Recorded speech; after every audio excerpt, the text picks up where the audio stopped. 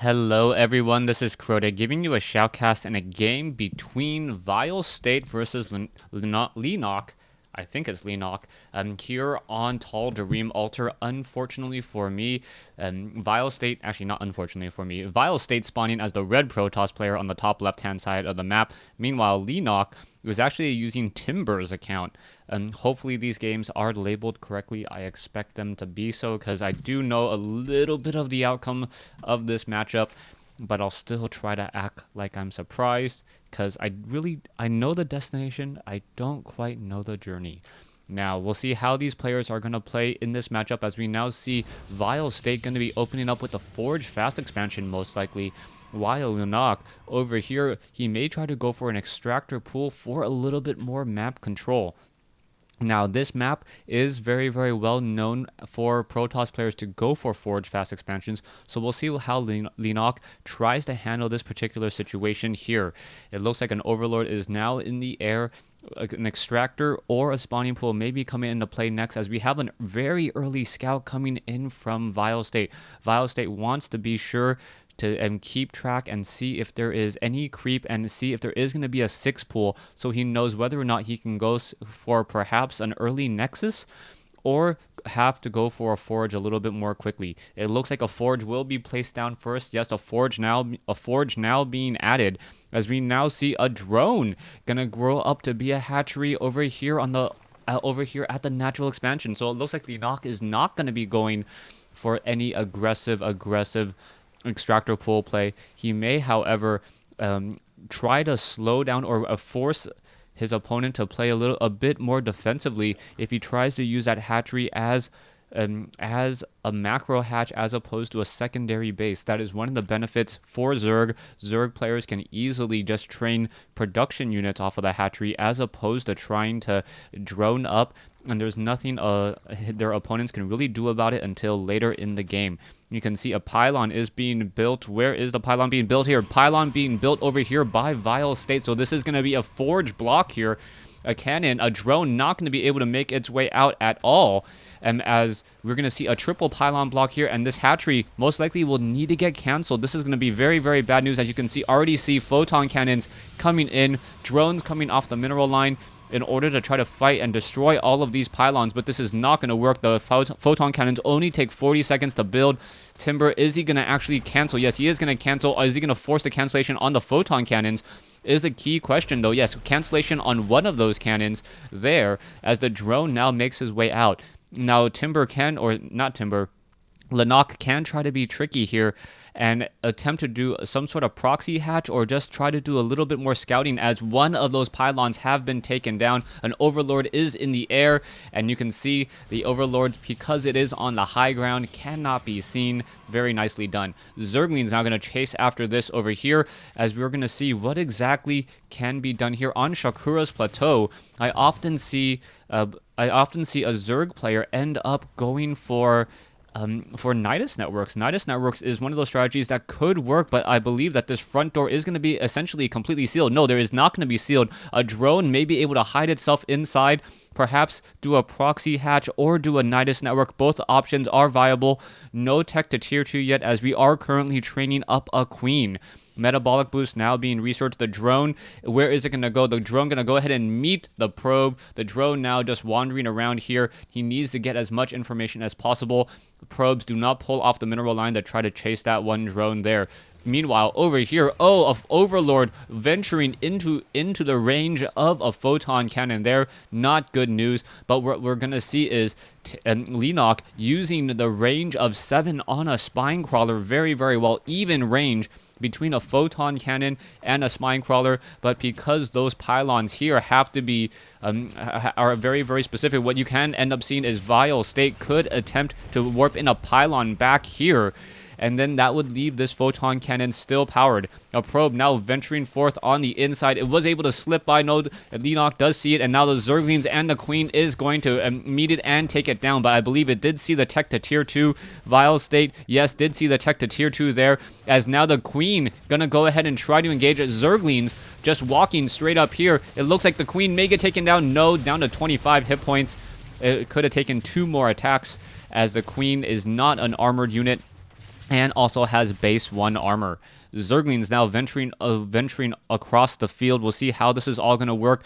vileState in a very, very nice position now. Should be able to macro up. His Harvester advantage is non-existent right now, though. That's going to be a bit of a problem. But vileState can train up more probes. Oh, the Zealots were able to push away that one Zealot there. So the Zerglings able to push their way through. And now vileState, oh my gosh, this was a complete turnaround.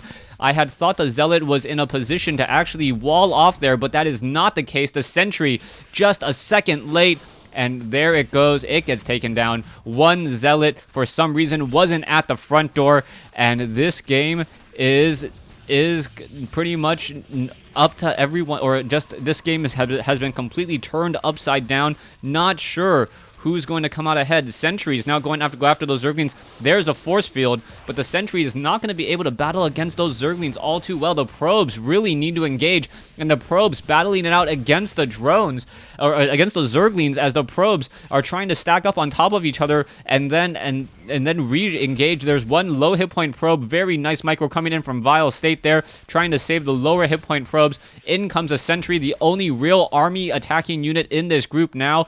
And now it looks like that Sentry should be able to fend off all of those units. Oh, the force field just misses there.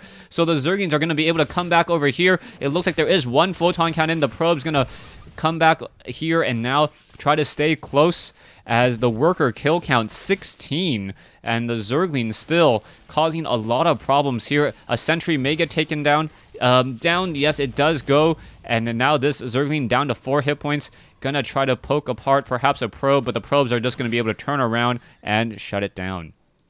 Harvester count 42 compared to 31. vileState in a bit of trouble.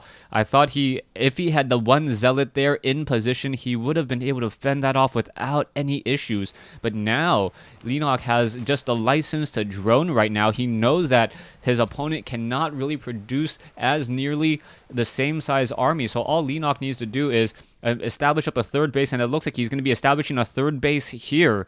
And by establishing a third base here, he's going to really have a strong economic advantage moving into the mid-game. We can now see Leenock, a very heavy saturation over here, over 24 drones at the natural expansion. Over here, not quite as many, only 21. Actually, probably 23. 2 drones were hiding inside the extractor when I was first counting. Infestation pit. Now, finishing the pathogen glands, we are going into infestors, but however, we are also going into very, very heavy Phoenix play. And I say very heavy, as we are double training Phoenixes and also getting the Protoss air weapons upgrade.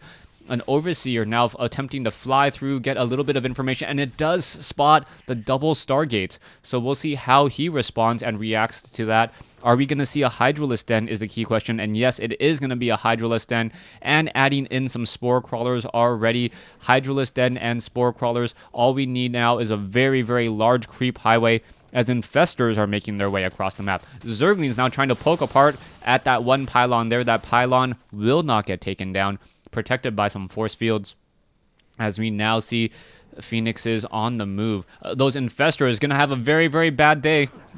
Infested Terrans now all of a sudden just being spawned here, and those infested Terrans are going to be able to start firing and now taking down one of the Phoenixes. Are they going to be able to take down even more Phoenixes are the key question here, as this one infestor does get caught in transit. However, mass infestors coming in, the Forge gets taken down, the Pylon gets taken down, as the Zerglings are now trying to swarm in. Are they going to be able to perhaps take down a Warp Gate or any other buildings as well? A Phoenix does get taken down, and now the Cybernetics Core level 1 weapon upgrade not even enough, as the infestors are just spawning infested Terrans. The eggs getting in the way. Probes now trying to engage, but more and more probe kills coming in. These infested Terrans causing so many problems inside the base, as a beautiful, beautiful move by Leenock there to just hamper and put vileState in a defensive position once more.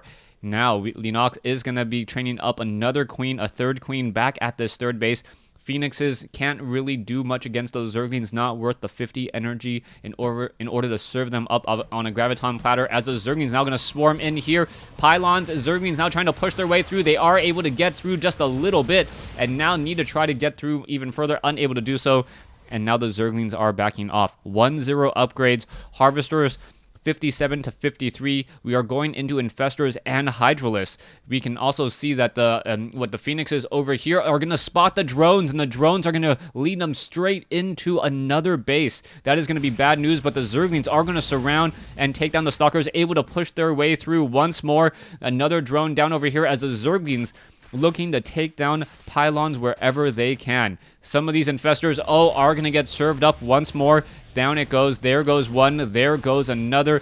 Those Phoenixes do have level 1 weapons upgrade, dealing 12 damage per attack to Hydralisk at the very least. Zerglings now trying to go against all of these Stalkers here. You can see there is a couple Hydralisks down over here, and a Queen joining in on the fight. A Queen trying to finish this off, but it will get picked up and get destroyed as well. Drones now making their way over. Extractor is going to be placed down. Are we going to get Spore Crawlers is a key question, as now it looks as though the Phoenix is going to get destroyed. One Phoenix down, and now in comes the Infestors. The Infestors now getting some fungal growths off. One Phoenix down, and second and third Phoenix gets taken down.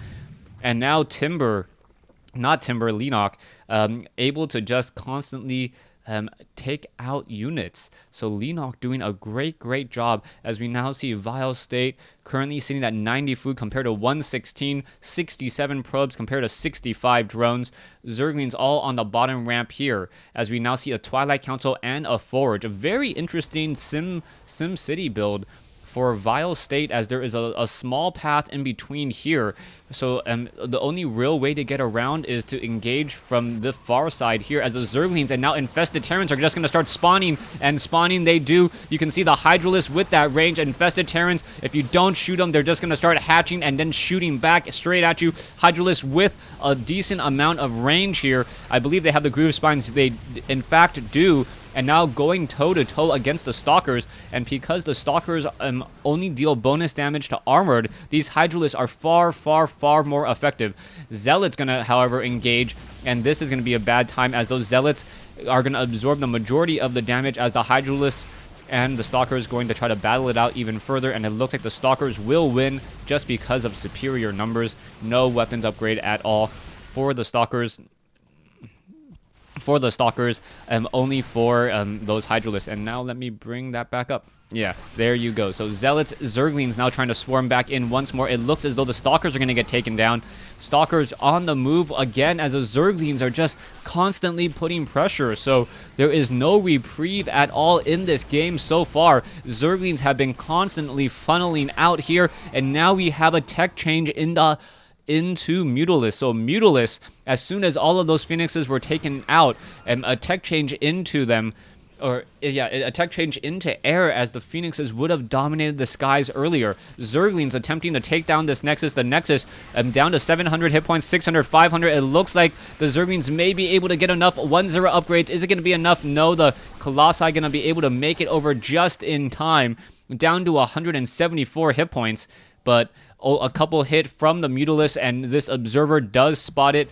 How nice of Leenock to show vileState what exactly he's going to be going up against. You can now see a group of Mutalisk hanging around over here. We are going into a 4th base by Leenock, as the front door level 1 weapons upgrade. It looks like the Twilight Council is going to get taken down. Sentries are not a very good counter at all, and the Sentries are just going to get taken down very quickly. No Guardian Shield to absorb some of that Glaive Worm damage, and now the Colossus will get taken down. So down it goes, and really no army to counter this. There's a couple of Stalkers, but the Stalkers are all going to simply fall, and there is the GG by vileState. Leenock taking Game 1 in this best of 3 series. Stay tuned for Game 2.